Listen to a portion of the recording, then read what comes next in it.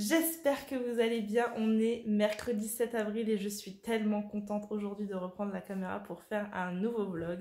Voilà, une grande absence pour ceux qui n'auraient pas suivi sur Instagram ou je ne sais quoi.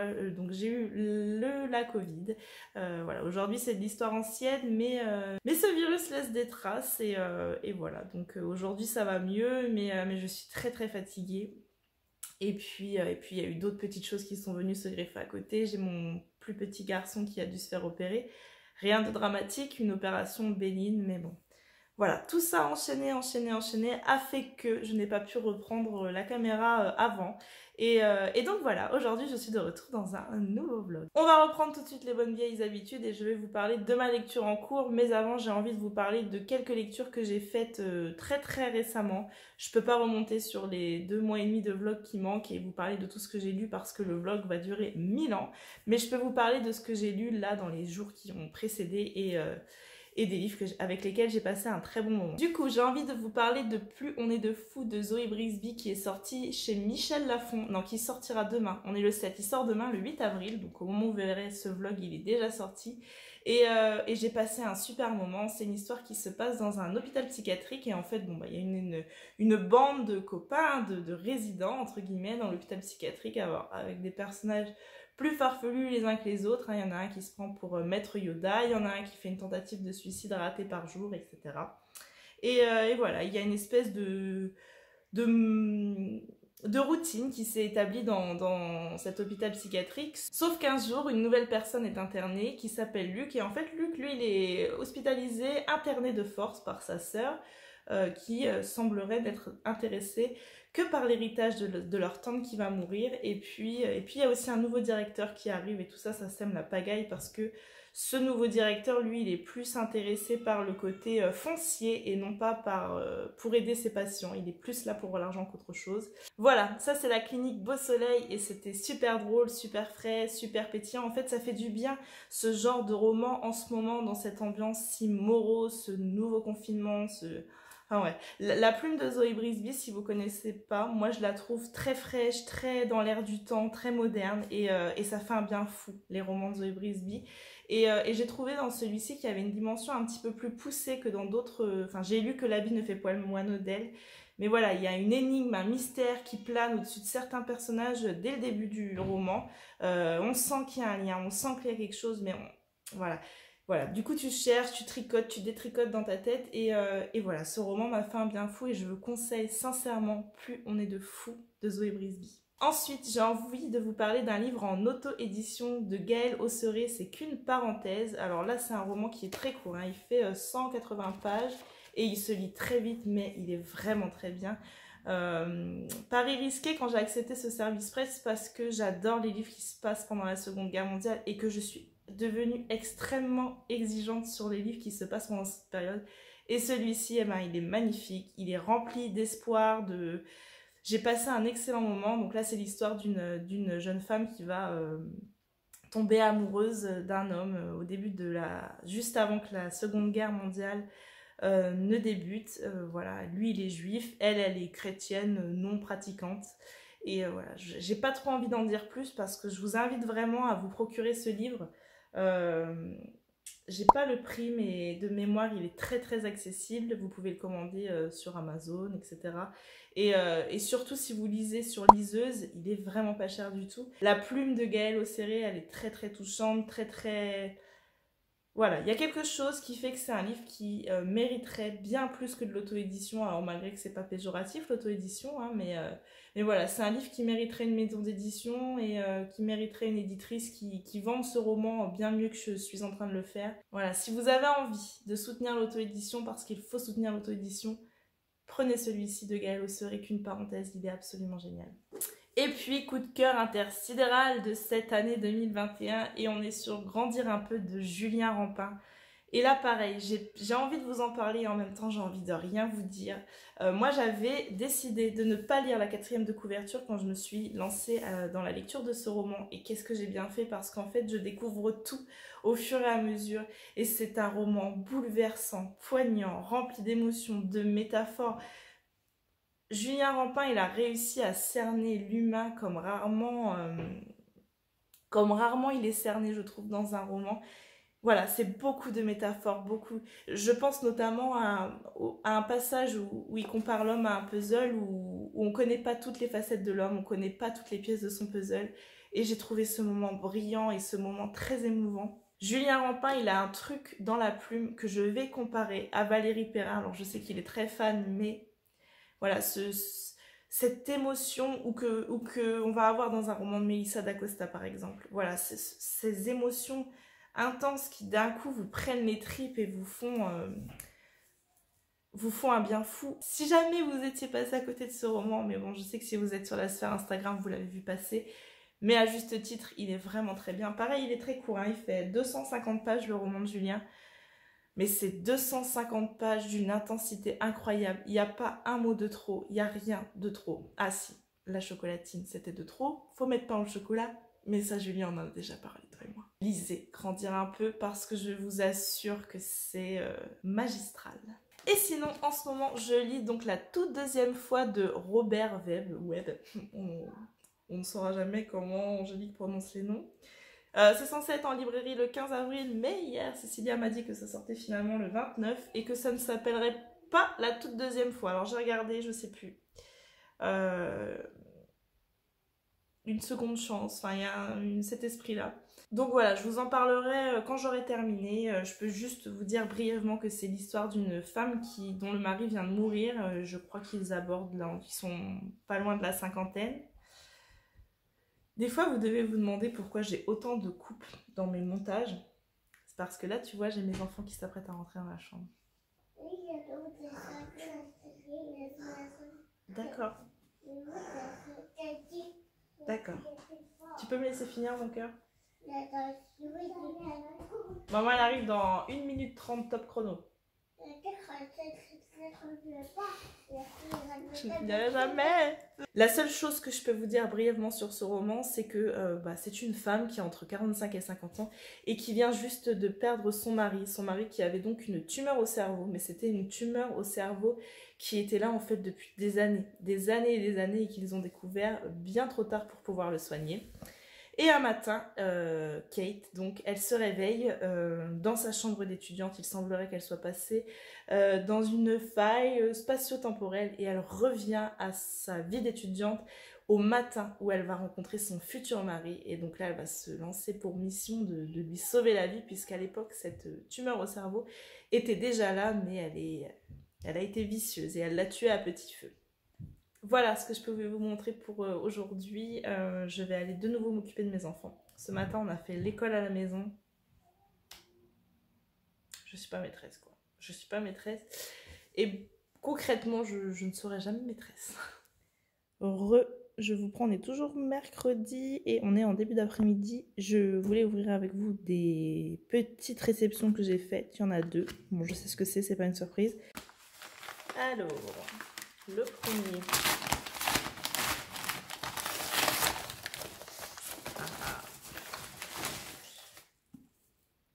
C'est trop mignon, il y a plein de petites choses.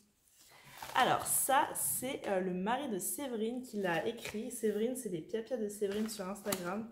Voilà, c'est une fille avec qui je discute beaucoup depuis longtemps, qui était déjà là sur mon compte précédent. Et voilà, et son mari a écrit un livre et elle m'a demandé si je voulais le lire et j'ai accepté avec grand plaisir. Je vais vous lire la 4e. Quand dans l'académie endormie, son père vient le réveiller et l'emmène en cachette pour participer à une chasse au trésor, Astérion sent son cœur battre comme jamais. Il s'imagine un grand voyage, des aventures, des monstres et le trésor. Surtout, son père lui a promis qu'il pourrait voler à dos de dragon. Et il a raison. Il part bien pour un grand voyage, découvrir des contrées qu'il n'avait pas imaginées, rencontrera des monstres et compagnons et il se croira même parfois un peu héros. Et quand il marche main dans la main avec son père face au soleil, la tête pleine de rêves, il ne fait pas attention aux ombres qui le suivent et il a tort. Voilà, des ombres de Nicolas Rio. La couverture est magnifique, je te félicite Séverine, c'est un super travail. Donc c'est de nouveau un livre en auto-édition et je vous en reparle. Je pense que je vais le lire sur le mois de mai, celui-ci. Et je reconnais bien Séverine avec son thé joie de vivre, ça lui colle à la peau. En plus, elle me le marque dans son mot. On est connectés, Séverine et moi. Ensuite, Oh, il est gros, je m'attendais pas à ce que c'est gros. Oh. Qu'est-ce qu'elle est belle la quatrième, la couverture. Oh là là. Ensuite, j'ai reçu La chasse de Bernard Minet. Et je sais qu'il est dédicacé parce que Marine des éditions XO me l'avait dit. Oh là là. Sous le halo de la pleine lune, un cerf surgit de la forêt. L'animal a des yeux humains, ce n'est pas une bête sauvage qui a chassé dans les forêts de l'Ariège. Dans ce thriller implacable, au final renversant, Bernard Minet s'empare des dérives de notre époque. Manipulation, violence, règlement de compte, un roman d'une actualité brûlante sur les sentiers du mystère et de la peur. Ça, je sens que ça va envoyer du lourd. Merci Marine, merci les éditions XO, je suis hyper contente. Ça, c'est pareil, je le lirai le mois prochain. Mais c'est une belle brique, par contre, je m'attendais pas à ce qu'il soit si gros. 470 pages. L'ouverture, c'est une œuvre d'art, c'est le livre que j'ai pas envie de ranger dans ma bibliothèque, il est tellement beau. Voilà, je vais aller me faire un petit thé. Je vais reprendre ma lecture, j'espère que ça bouge un petit peu parce que je trouve que c'est un petit peu long à passer à l'action. J'aime bien, mais pour le moment, je trouve que c'est un peu long.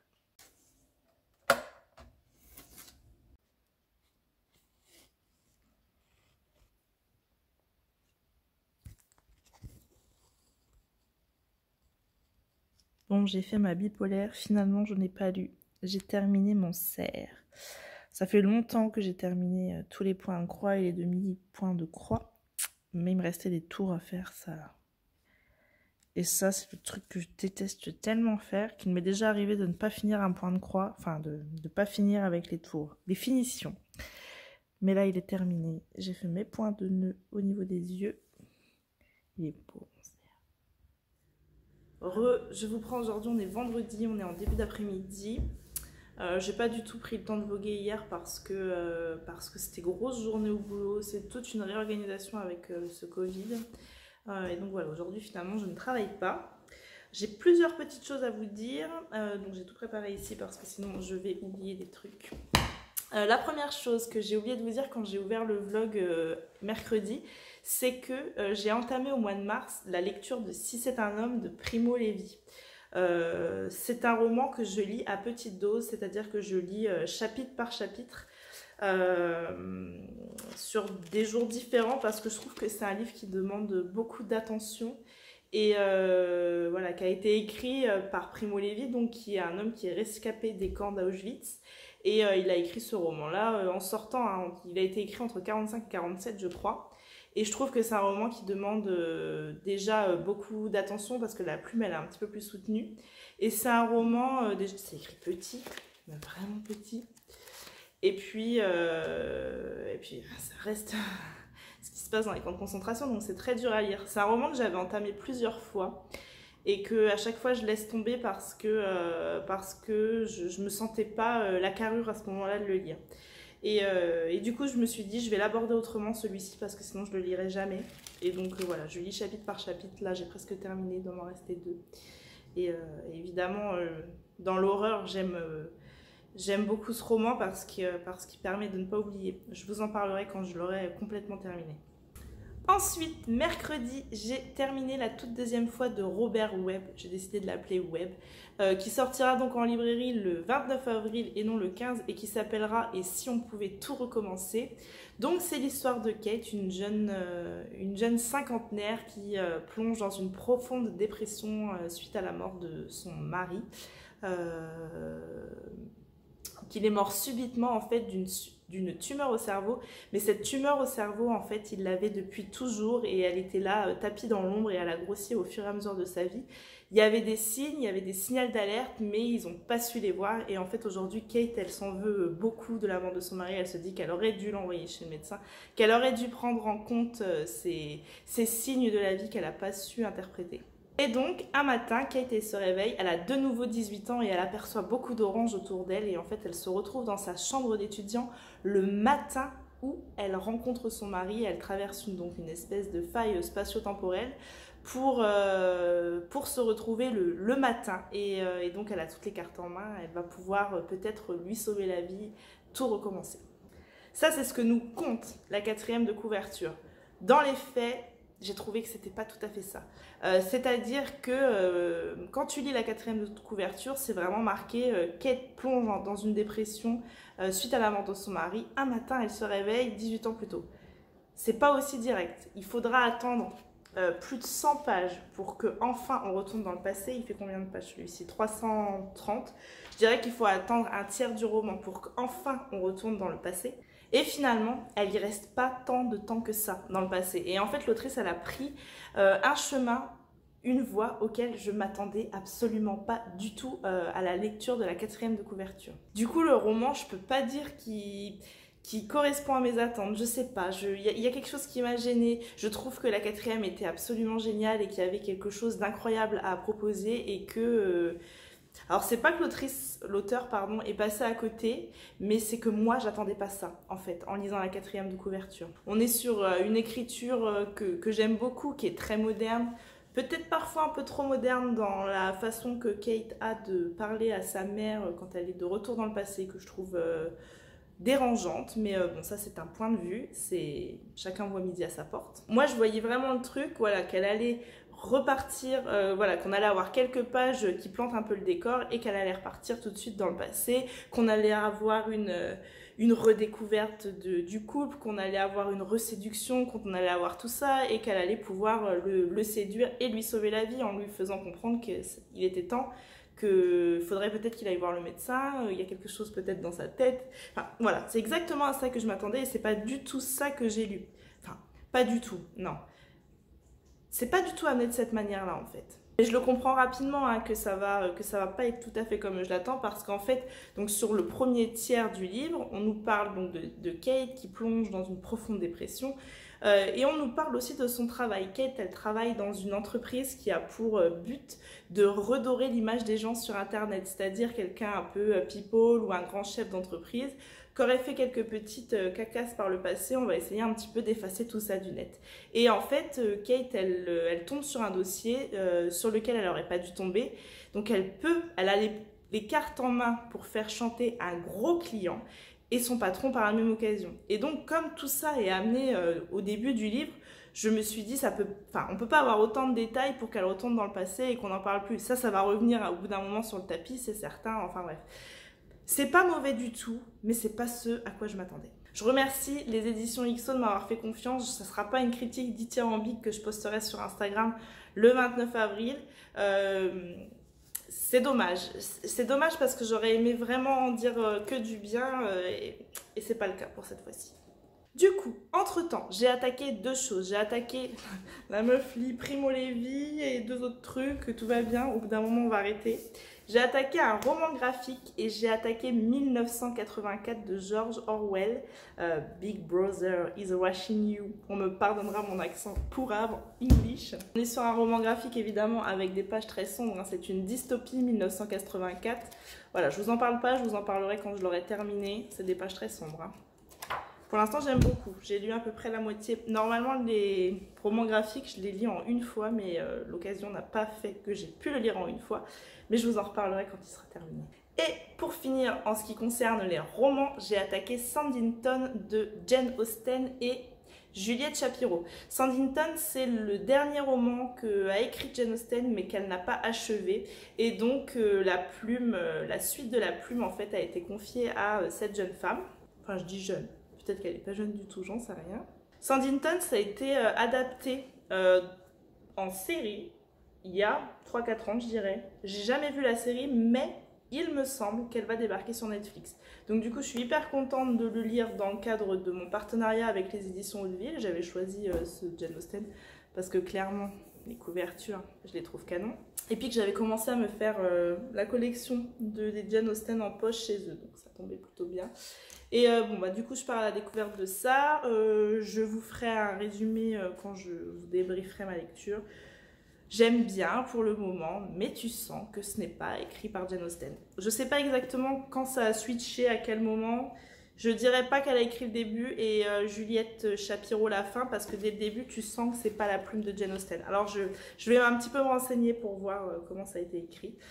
Mais j'aime bien, j'aime beaucoup, c'est l'ambiance, l'univers, mais c'est pas la plume de Jane Austen. Voilà pour ce que j'avais à vous dire aujourd'hui. Je vais aller me faire un petit thé Je vais aller me préparer aussi une infusion froide pour boire sur le restant de la journée. Et puis je vais commencer à monter ce vlog. Donc voilà, j'ai qu'une heure, donc clairement je ferai pas tout ça, mais j'aimerais bien, quand mes enfants se lèveront de la sieste, aller un petit peu dehors, prendre l'air. Il fait froid, mais il fait beau. Enfin, voilà, je vous reprendrai plus tard. C'est ça que je prends comme infusion froide. Il y a une autre marque, je ne sais plus c'est laquelle, ma meilleure amie me l'avait dit, mais je ne me rappelle plus. J'ai jamais... Ah, c'est Lipton. Et donc moi je prends les Twinings. Donc là j'ai pris saveur pamplemousse orange, j'ai jamais testé. L'été dernier j'avais pris beaucoup ceux qui ont un packaging rose, je dirais que c'est hibiscus, citron, peut-être bien framboise. Et l'autre c'est un packaging violet et ça doit être mûr, je sais plus, c'est pas marqué les autres.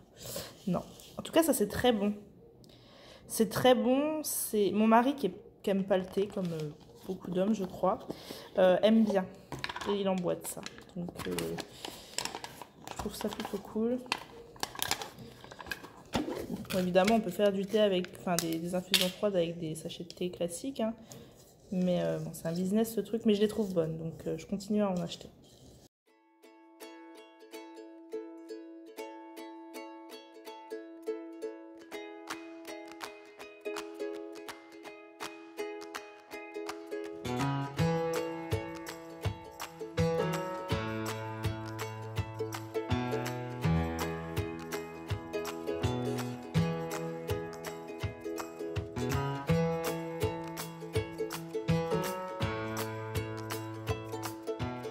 Coucou, je vous reprends aujourd'hui, on est samedi, je vais vous épargner ma tête pour aujourd'hui, mais je voulais vous reprendre parce que j'ai terminé le roman graphique 1984 d'après le roman de George Orwell et je voulais vous refaire un petit retour. Elle vit sa meilleure vie, clairement. On est bien dans mon lit, Kira? Il semblerait.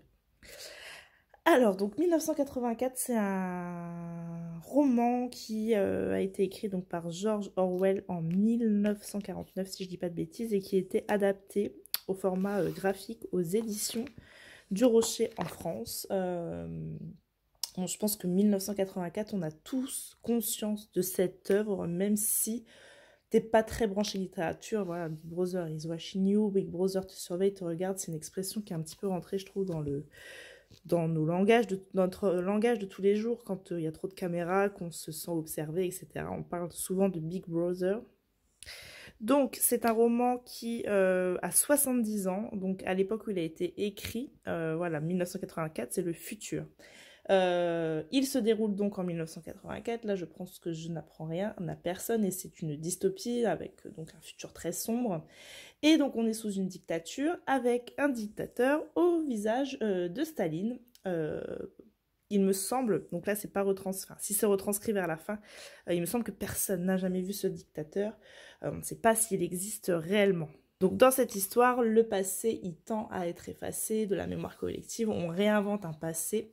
Et donc dans ce roman graphique, on va suivre Winston, voilà, Winston qui est ici, qui a pour travail, lui, de réécrire ses archives, justement, gommer ce qui peut contredire Big Brother. On comprend très vite que Winston, il adhère pas du tout à tout ça, mais on ne sait pas trop à qui se confier, on ne sait pas trop à qui en parler. Le moindre enfant est corrompu. On sent qu'il adhère pas à tout ça, il faut être fidèle à Big Brother parce que Big Brother voit tout, c'est tout. Voilà, il y a des gens qui disparaissent du jour au lendemain, qui sont rayés de la surface de la Terre, ils n'apparaissent plus dans aucun registre, ils n'apparaissent plus nulle part. Et voilà, Big Brother, il contrôle tout jusqu'à ta liberté de penser et je trouve que c'est extrêmement bien retranscrit dans ce roman graphique. L'ambiance, elle est bien glauque, bien plantée, on est un peu sur un délire à la Servante écarlate avec une liberté inexistante. J'ai pas lu du tout le roman, hein, j'ai pas lu 1984, mais du coup je suis très curieuse de le lire suite à la lecture de ce roman graphique. Voilà. Ce qui émane en tout cas du roman graphique, c'est un George Orwell qui s'attaque magistralement à un régime totalitarisme. C'est assez gros, hein. C'est un beau petit bébé. Il fait 200 pages. Ça se lit très très vite. Enfin voilà, j'ai passé un très bon moment de lecture avec ce roman graphique que je vous conseille si jamais vous avez envie de découvrir 1984 sans vous attaquer au roman. Mais moi, du coup, je m'y attaque. Je pense que c'est un roman que je peux trouver assez facilement en brocante. Enfin, en brocante. Il n'y a plus de brocante depuis un an, je dis. À Emmaüs, par exemple. L'occasion se présentera, en tout cas. Enfin, voilà. C'était pas mal du tout. Il me semble que c'est sur celui-ci que j'avais vu un commentaire avec des fautes d'orthographe. Écoutez, j'ai pas la prétention de... Rien ne m'a sauté aux yeux. Rien d'inconfortable, en tout cas. Je suis pas sûre que c'est sur celui-ci, je sais plus. En tout cas, c'était très bien. J'ai eu un autre envoi des éditions du Rocher. C'était Miss Davis. Je l'ai pas du tout... J'ai commencé à le feuilleter et je sais pas, je devais pas être dans le mood. Là, on parle des Cucus Clan, etc. J'étais pas trop dans le mood pour m'y attaquer. Mais bon, pareil, je m'y attaquerai bientôt à celui-ci.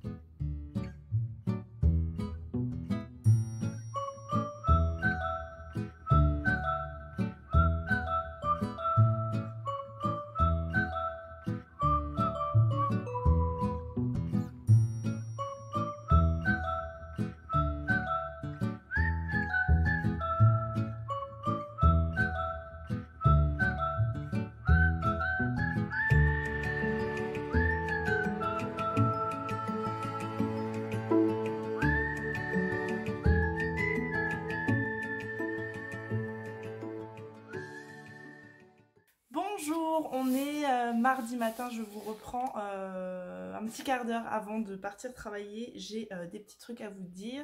Déjà, j'ai reçu un petit colis que je vais ouvrir avec vous. Je pense que je sais ce que c'est. Comme vous l'avez vu dans les images avant, hier, je suis allée à Cultura. Et évidemment, comme je suis extrêmement faible, eh bien, j'ai craqué. Et depuis que je vous ai pris samedi, j'ai terminé 2 romans et je vais vous en parler tout de suite. On va commencer par ouvrir ce colis. Je pense que c'est mes réceptions d'avril de chez Hauteville. Le carton comme ça, là, il est hyper dur à ouvrir. En général, bingo! Alors, tout d'abord, j'ai reçu... Oh non! Il est tout abîmé. Ça devrait être interdit par la loi du livre, ça, d'abîmer les livres. Oui, il est très souple. Le bonheur à lire, un truc de ouf. Donc, La chasseresse, abîmée. Je vais m'en remettre. Donc voilà, ça c'est un livre qui se passe pendant la Seconde Guerre mondiale. En 1944, l'intrépide Nina Markova fait partie des Sorcières de la Nuit, une escadrille de femmes bombardiées en Union soviétique. Lorsqu'elle s'écrase en territoire ennemi et se trouve confrontée à une impitoyable meurtrière, sa vie ne tient qu'à un fil. En 1950, hanté par les horreurs de la guerre, le journaliste anglais Ian Graham se lance dans la traque de criminels de guerre nazis. Et ensuite, le réseau d'Alice, donc ça c'était le grand format de l'année dernière chez Hauteville, et là il sort en format poche. En 1915, Eve Gardinet brûle de prendre part à la guerre contre les Allemands et est recrutée comme espionne. Envoyée dans le nord de la France sous domination allemande, elle est formée par l'intrépide Lily, nom de code Alice, qui dirige un vaste réseau d'agents secrets. Ensuite, chez Cultura, est-ce que je vous montre tout? Oui, je vais tout vous montrer. Il y a des choses qui seront plus ou moins intéressantes pour vous. Je me suis acheté une pince d'Imo, ça je pense que c'est pas intéressant. Je me suis acheté des stylos Bic, ça je pense que c'est pas intéressant. Ensuite, pour mes enfants, j'ai pris la passion numéro 1, ce sont des coloriages à l'eau. Donc c'est des petits stylos qui vont extrêmement mal, que vous remplissez d'eau. Et ensuite, ils peignent les images et elles deviennent toutes colorées. Et ça, vous voyez, elles deviennent comme ça. Et ça, c'est la grande passion des garçons. Donc j'en ai trouvé un sur les comptines. Le deuxième adore le loup. Et le premier et le deuxième aussi adore les dinosaures. Donc ça va le faire. Et puis celui-ci. Ça, c'est 8 €, mais c'est utilisable à l'infini. Et ici, c'est vraiment le truc, tu vois, je peux les laisser dans le salon pendant que je prends ma douche avec ça. Je sais qu'au pire, ils feront tomber de l'eau par terre. Voilà. Un autre stylo. Ça, c'est le stylo de ma vie pour mon bullet. Et ensuite, j'ai acheté 2 livres. Alors, j'ai acheté un roman graphique. J'ai lu le tome 1 il n'y a pas très longtemps de L'homme le plus flippé de Théo Grosjean. Ça, c'est un livre qui parle de quelqu'un qui est extrêmement... hypochondriaque et c'est dit avec humour et j'avais beaucoup aimé le tome 1, donc je me suis pris le tome 2 Et le deuxième achat, alors c'est un livre que j'ai envie de m'acheter depuis longtemps, que j'ai tenu 7700 fois dans mes mains quand je suis à la librairie et que je n'ai jamais acheté. Hier, j'allais à Cultura principalement pour me trouver le tome 2 des Chroniques de Sainte-Marie que je n'ai toujours pas trouvé. Et donc du coup, je m'étais dit, je n'achète rien d'autre si je ne trouve pas. Et donc j'ai acheté, en toute logique, Anne de Green Gables. Voilà, on va dire que c'est de la faute à Cécilia. Je la vois déjà dire à la Bondo, Cécilia. Mais bon, voilà, c'est un livre que je vois passer partout et que j'avais très envie de m'offrir. La couverture, elle est magnifique. C'est une couverture rigide et je la trouve trop belle. C'est un très vieux livre et ça a donc été réédité chez Monsieur Toussaint, L'Aventure. Ils sont trop beaux. Il y a déjà le tome 2 qui est sorti. Donc voilà, c'est un livre que j'ai envie de m'acheter depuis des semaines, des mois et j'ai franchi le pas. Voilà, comme j'assume pas mes achats compulsifs, ben c'est de la faute à Cécilia.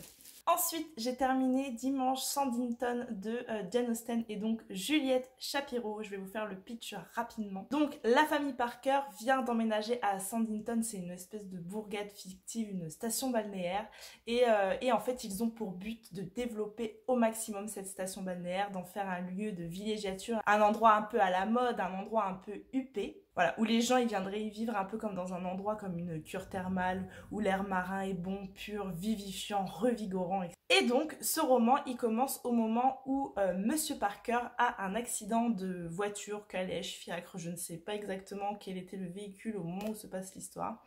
Et il se fait mal à la cheville. Il est recueilli par la famille Heywood qui va donc soigner cette cheville. Et pour les remercier, Monsieur Parker propose à l'aînée Charlotte Heywood de venir avec lui découvrir cette magnifique station balnéaire qui est Sandington. Ah oui, j'ai oublié de préciser qu'il était en fait en quête d'un médecin pour Sandington au moment où il a eu cet accident de voiture. Et à côté de ça, à Sandington, on a Lady Deham. Lady Deham, c'est un petit peu la grande dame de la bourgade. Et en fait, elle voit graviter autour d'elle tout un tas de personnes qui sont un petit peu en quête d'une bonne position sur son testament. Alors, il y a ses neveux, il y a les enfants de son premier mari, il y a une jeune fille qu'elle a recueillie.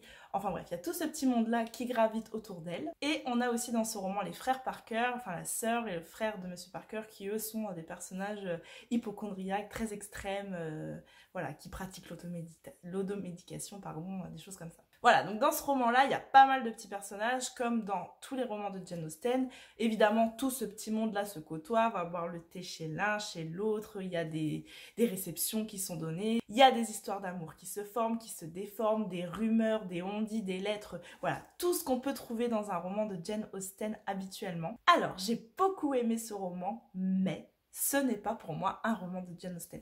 Il y a l'ambiance qui est là. Si vous aimez les romans de Jane Austen, vous allez aimer parce que franchement, on retrouve l'ambiance, on retrouve les personnages, on retrouve tout un tas de choses qui gravitent normalement dans les romans de Jane Austen, mais ce n'est pas sa plume. Je le trouve du coup plus accessible qu'un roman de Jane Austen et voilà, on va dire que c'est un roman de Jane Austen, une idée de Jane Austen qui a été écrit d'une autre façon, qui est très bonne également, mais qui est plus accessible. En fait, Jane Austen, elle en a écrit une 50aine de pages de ce roman-là, qu'elle a d'abord appelé Les Frères, en référence aux deux frères Parker qui essayent un petit peu de développer cette cité de Sandington, et ce sont les héritiers de Jane Austen qui ont préféré l'appellation Sandington pour ce roman. Elle en a écrit une 50aine de pages. Qu'est-ce qu'elle a écrit exactement? Qu'est-ce qui a été remanié, etc. Je ne sais pas. On sent bien que c'est une idée de base de Jane Austen, ça, il n'y a pas de souci. Et en fait, elle a écrit ce roman, elle a débuté ce roman, elle était déjà très malade. Et je trouve qu'on ressent ça dans son roman parce que elle aborde l'hypocondriaque, elle aborde tout des tas de sujets comme ça. Sous un ton très humoristique, sous un ton très léger, sous un ton caricatural, j'ai envie de dire. Et j'ai l'impression en fait qu'en écrivant ce roman, en étant mourante, et elle savait qu'elle allait mourir, j'ai l'impression qu'elle... Voilà, je trouve que malgré ses souffrances, ça a été écrit avec beaucoup d'humour. En fait, l'idée a beaucoup d'humour et correspond bien à la plume de Jane Austen qui est toujours une dénonciation de choses, etc. Et j'ai l'impression qu'en voulant créer cette petite cité de Sandington, elle a voulu se créer un endroit où finir sa vie dans sa tête. Enfin, c'est vraiment comme ça que je l'ai ressenti et du coup, je l'ai lu avec beaucoup d'émotion. Ce n'est pas Jane Austen qui l'a écrit, mais c'est son idée et c'est son endroit, je crois, qu'elle a imaginé pour finir sa vie. En tout cas, c'est comme ça que je l'ai ressenti et du coup, j'ai beaucoup aimé Sanditon. Je vous le conseille vivement. Je vous ai dit un petit peu plus tôt dans ce vlog qu'il était adapté en série. Alors ça, c'est vrai. Qu'il allait arriver sur Netflix, ça, je ne sais pas où je l'ai vu, mais j'ai clairement dû prendre de l'opium. Je ne sais pas. Il ne va pas arriver sur Netflix. J'aimerais quand même beaucoup me trouver la série parce que j'aime beaucoup l'acteur qui fait un des frères Parker dans ce roman.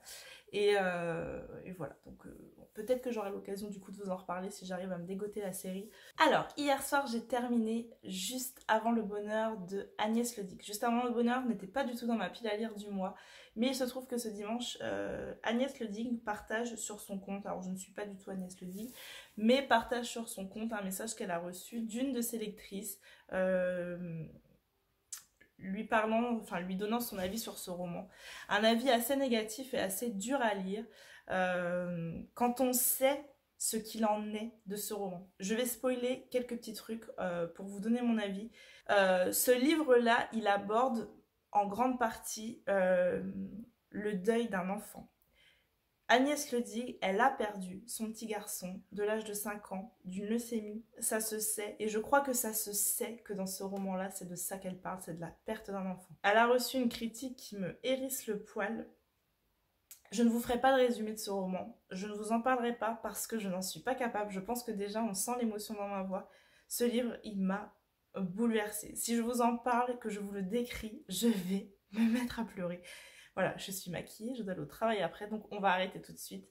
Il est très très difficile à lire. J'ai eu beaucoup de mal à le lire parce que dans ce roman-là, on parle de la mort d'un petit garçon et que évidemment, dans ma tête de maman, j'ai fait un parallèle. Je ne regrette pas de l'avoir lu parce que je vous jure qu'il y a des jours, j'aimerais ne plus être hypersensible et pouvoir parler à 30 ans sans avoir les larmes aux yeux, c'est hyper chiant.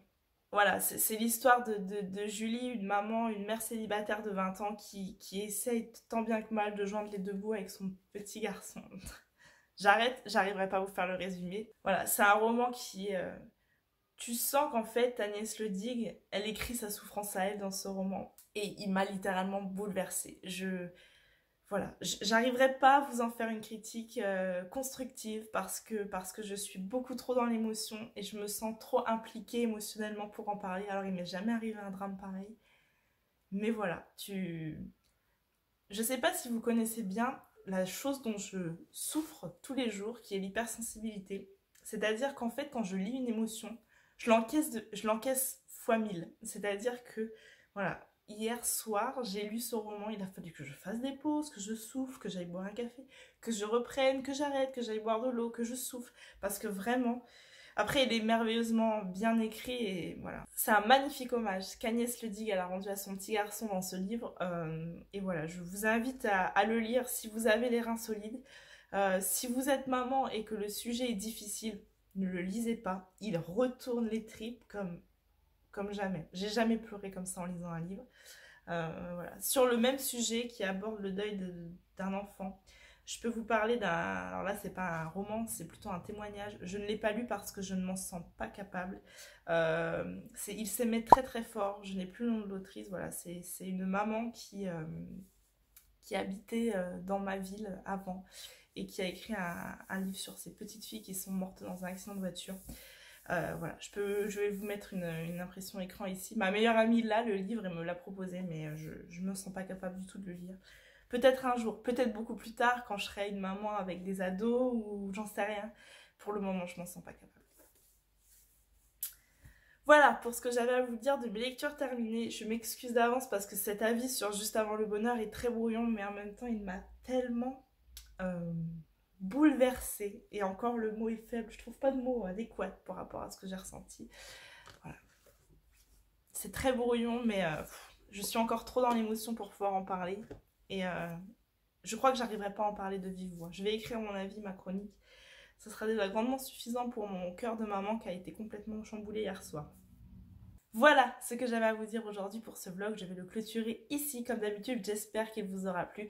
Et comme d'habitude, je vous remercie d'avance si vous mettez un petit like, un petit commentaire et si vous partagez ma vidéo sur Instagram par exemple. Ça me fait toujours extrêmement plaisir de voir vos moments de visionnage. Ça me touche toujours beaucoup que vous preniez déjà le temps de regarder mes vlogs et que vous preniez le temps de partager ça sur Instagram. Je trouve ça toujours super chouette et surtout très bienveillant. Cette communauté Instagram, Bookstagram est vraiment très bienveillante, je trouve. Et bien voilà, à très bientôt dans un nouveau vlog. Bye bye.